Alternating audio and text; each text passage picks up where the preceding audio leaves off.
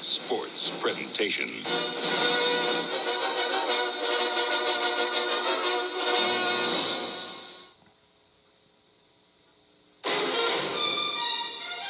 It seems as long as there have been mountains in Colorado, John Elway has stood the tallest and weathered the biggest storms.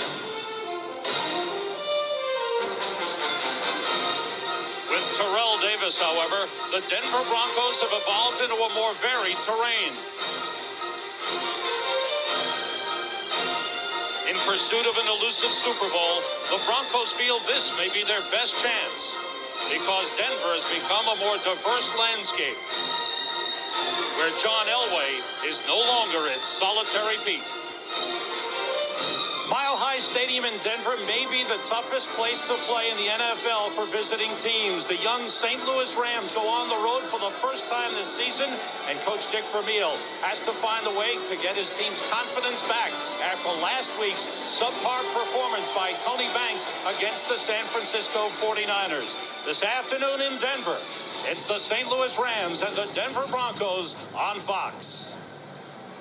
Hello, everyone, and welcome to Fox NFL Sunday. I'm Sam Rosen along with Bill Maas. Bill played in the NFL for 10 seasons, 9 of them with Kansas City, and those 9 seasons he chased John Elway an awful lot, and teams are still chasing him and trying to get him. They sure are. He's done it for a long time, and he can still do it. But for John Elway, this team over the last 3 years has done a 180-degree turn. They've surrounded him with a complete team. Unlike Dan Marino and Jim Kelly, his friends, he has a running attack led by Terrell Davis. This kid is good. He can bring it. Bud Carson's, the Rams defense coordinator, said he's as good as he's ever seen in the game.